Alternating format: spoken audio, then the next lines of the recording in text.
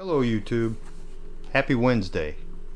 This is R Wheatley 0206 and it's time for another comic book artist spotlight video. Tonight's spotlight is going to be on Norm Breyfogle, and I'm sure most of you probably know who that is. Norm Breyfogle, his full name is Norman Keith Breyfogle, and he was born February 27th, 1960. Just shy of 4 years prior to when I was born. Unfortunately, Norm Breyfogle is no longer with us. He died almost a year ago, September 24th, 2018. He's best known for his comic book art on DC Comics' Batman franchise from 1987 to 1995. During this time, he co-created the villains Ventriloquist and Ratcatcher. I have first appearance of Ratcatcher. I showed it in a video, I don't know, a couple months ago, but I can't find it right at the moment. But I do have several books to show you that Norm Breyfogle did the covers on, and he also done internal art as well. Let's see, he also co-created the characters Anarchy and Jeremiah Arkham and Victor Zsasz, I believe is how it's pronounced. And there's another one here, and I'm not real sure how this is pronounced. It looks like Amygdala, but I'm not sure. So anyway, he also co-created with writer Gerard Jones and Len Strazowski, I believe it's pronounced, the Malibu Comics Ultraverse flagship hero Prime. So that's another one that he co-created. So anyway, most of the books, well, all of the books that I have to show you are Batman books, of course, because that's the biggest part of his work, and that's mostly what I have of Norman Breyfogle. But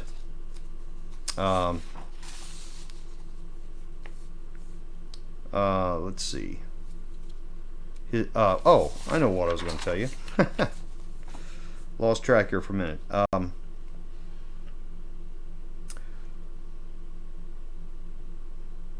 When Breyfogle was 12 years old, he took private art lessons, and then his family subsequently moved to, I think it's pronounced Hoagton, Michigan. And a local newspaper, the Daily Mining Gazette, profiled him in 1976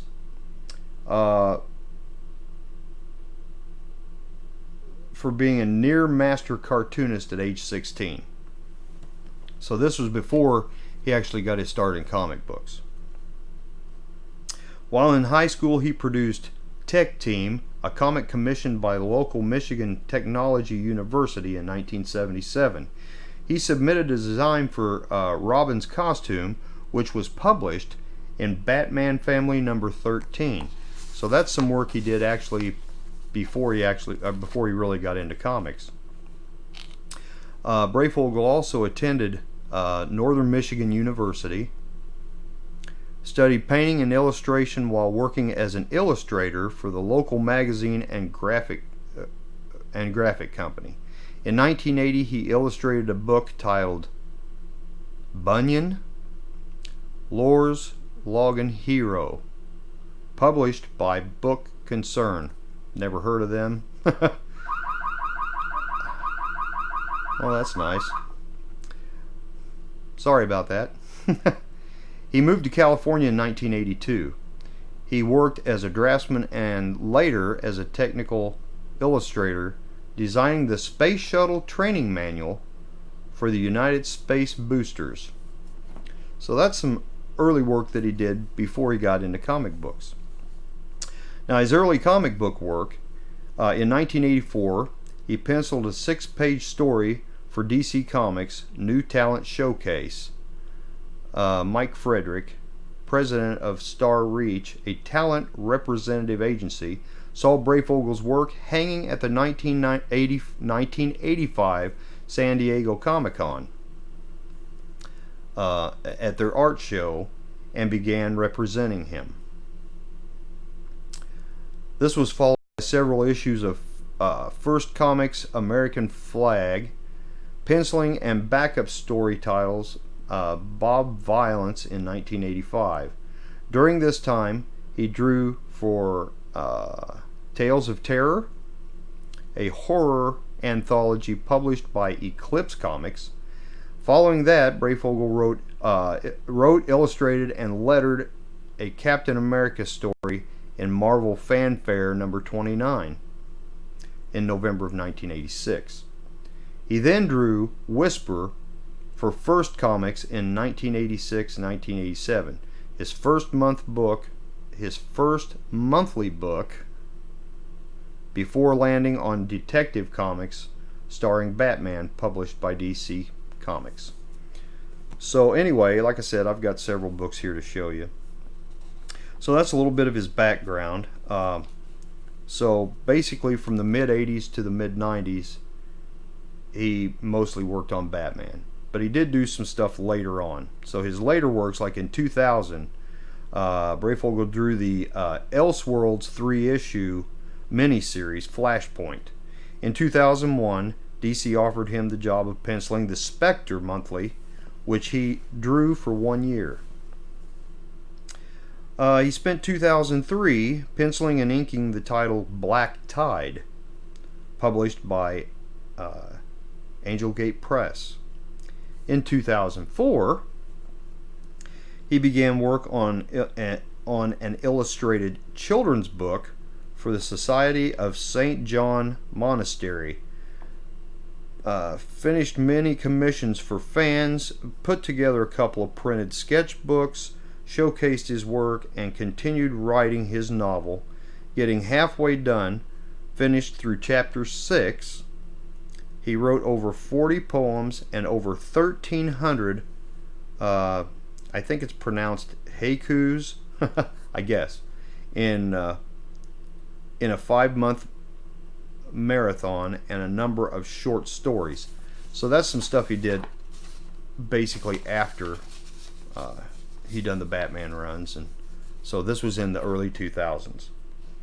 February 2005, he accepted an offer to pencil and ink the interiors and covers of the new ongoing monthly title of Bitter Souls from Studio Relative Comics, originally published by Speakeasy Comics. So that's and then in 2007, he provided art for the main story interiors and covers for the comic book title The Dangerous Dozen. The Dangerous Dozen. Never heard of that. He began a professional relationship with the London-based art agency Debut Art. 2006, he began a working relationship with Maz Press, contributing standalone illustrations to 2 novels by Stephen Pytak, the .40 caliber Mouse Hunt, and The Wild Damned, which are also books that I've never heard of. In 2008, he began drawing Archie's new look for Archie's Double Digest, published by Archie Publications, and he drew 2 titles for Archie Comics, Archie Loves Betty and Archie Loves Veronica. He returned to DC to draw DC Retroactive Batman, the 90s, written by his former Batman collaborator, Alan Grant, in October of 2011. And then, I really wish that would quit doing that. Shut that off.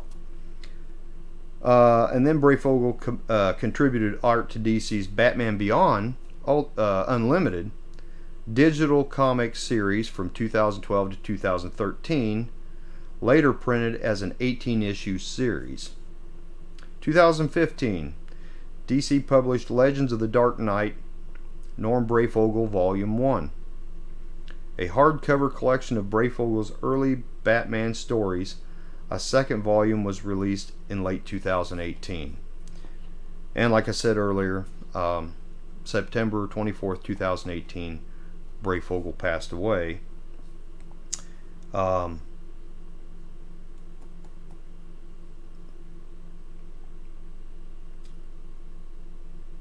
was trying to remember what he passed away from heart failure. He died of heart failure, so yeah, in Houlton, Michigan, which is where he lived. So there was another thing I wanted to tell you about him, though. I gotta see if it's because I think this was in 2015. No, 2014. It was December 18th of 2014. Breyfogle suffered an ischemic cerebrovascular accident, which caused him to be paralyzed on his left side. Breyfogle was left-handed, so he done all of his art with his left hand. So since now he was paralyzed on his left side, he could no longer, well, he was paralyzed for a while, and he did get some movement and so on back, but he could no longer draw professionally. So he retired from drawing. And also, just to let you know, the ischemic cerebrovascular accident caused a cut off of blood flow to his brain, which is what caused his paralysis. So anyway, for the last 3 years of his life, he wasn't able to really, almost 4 years of his life, he wasn't able to draw professionally anymore. Anyway, that's about all I have on Breyfogle himself. Now to show you some of his artwork. So this is Batman 475. Here we go. Batman 475. And one of the interesting things I want to show you about his signature is how he incorporates it into his artwork. Now this one, I don't really see it. It may be on here, but I don't really see it. Oh yeah, I do. A lot of times it's very hard to see, and I'll give you a glimpse of this one, but it's really hard to see. See if I can if you can see it right there. Okay, but that's not the example I wanted to give you.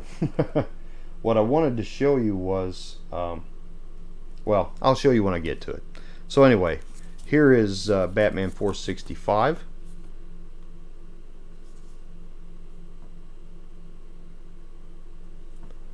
And let's see if I can get this. Oh, okay, so he's got his signature right here.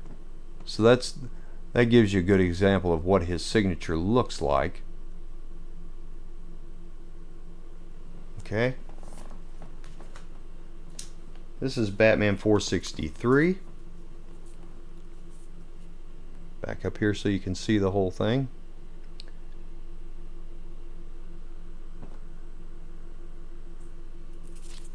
I really like the way he makes his capes flow, and where are we at? Here we are.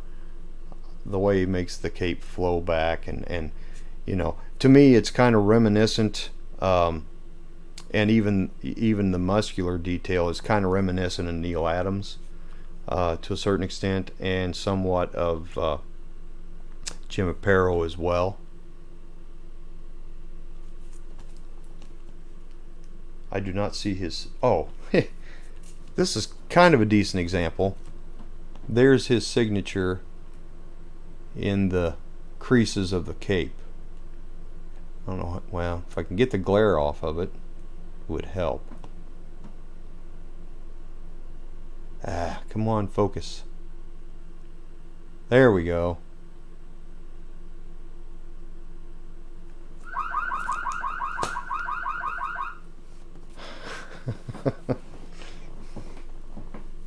Okay, this one is Batman 462. And this one here, I don't think his signature is on this one. It might be. Oh yeah, it is. Yeah, it is. Right, well, if I can keep the glare off of it. Again, in the folds. Well, in the folds of his cape. So you can see it right there. There's a few more of these that it's really interesting the way he incorporates his signature into it. This one here, it's kind of obstructed too. This is Batman 461. I do like his use of colors as well, because he blends a lot of darks and lights, and then mid-range colors all together. It seems to make a really good, it really stands out.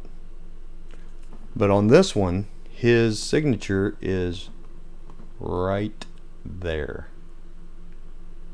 You can barely see it in there. It almost looks like it's part of the lines. And he does that on a lot of his books. Just about every one of these has his signature that way. This one here, this is Batman 460. And his signature is right there.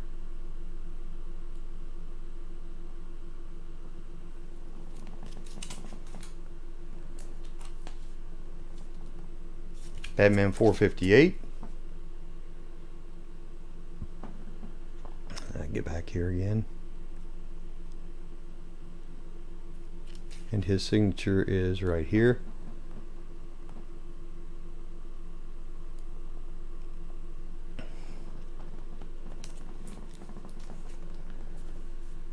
This is Batman 457. First appearance of Tim Drake as Robin. Now this one, yeah, I don't see his signature on this one. It's probably there, I just can't see it. So this one here is the one I really wanted you to see though. This one here is Batman 460 or 456. Do you see his signature? Right down here with the white line.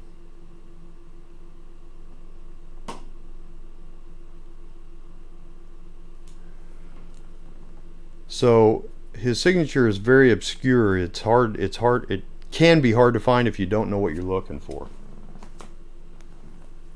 This one's Batman 455.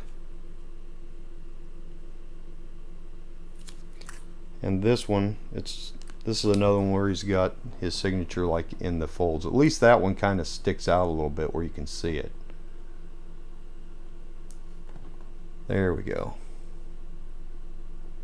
Okay.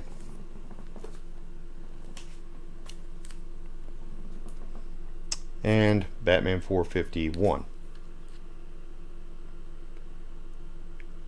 He does have a kind of unique way of drawing the Joker. And I really like the way he draws his bats as well. I think those are very cool.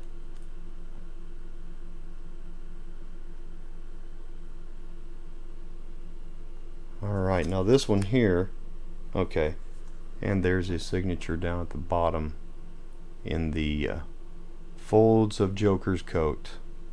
If I can get it to where you can see it. Come on. Come on, focus in.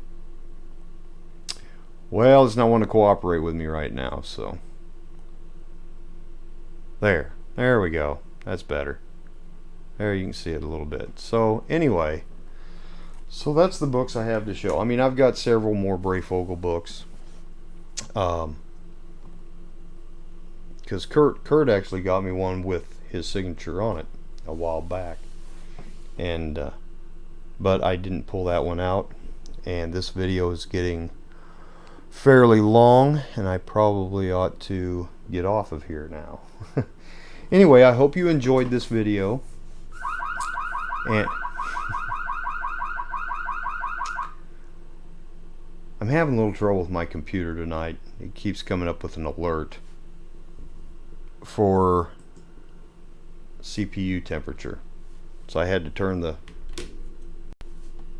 my little mini fan on underneath it. But that's why you keep hearing the red alert go off. Anyway, I hope you enjoyed this video. This is the 4th time I've tried to do this video tonight, so you know what, that siren can keep going off. I don't care. I'm going to finish this video so I can get it up tomorrow night. So anyway, thank you for watching. If you like this video, please hit the like button. If you've not subscribed to my channel, I would really appreciate you subscribing.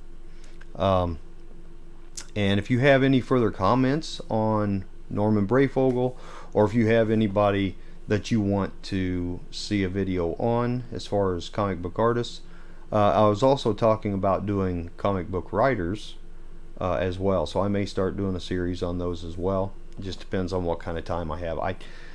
It's 25 to 11. I was planning on having this done before 10 o'clock, but it didn't work out that way. My computer didn't want to cooperate.